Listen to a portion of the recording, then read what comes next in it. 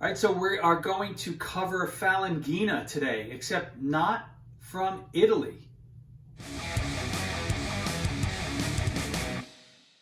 All right, welcome back to Drinking It In. I'm your host, Chris Cassara. We're here to help you know more and drink better. And today we are venturing into the world of the Italian grape, Falanghina.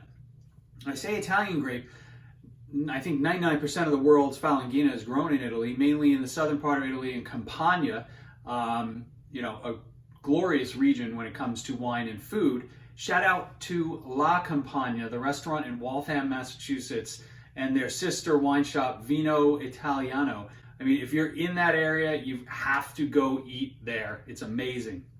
But in this case, we have a Falanghina that is from California, from the El Dorado area of California.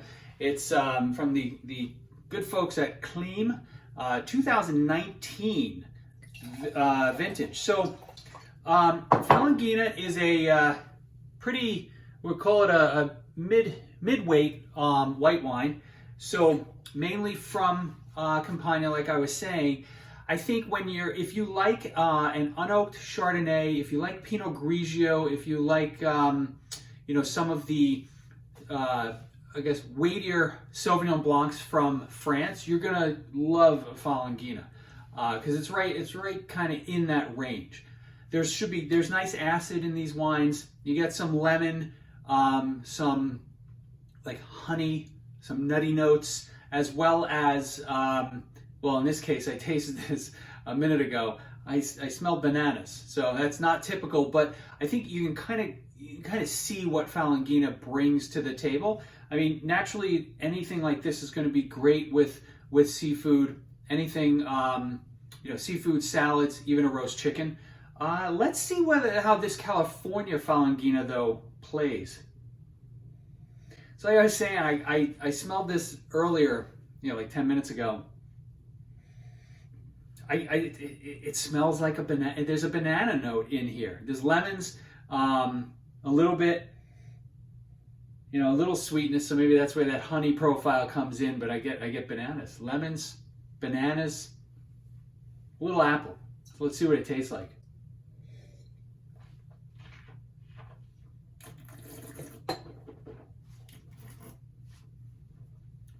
No spit cup today. This stuff is pretty light. Or so I think. Well, 13% alcohol by volume, so not as light as some Rieslings.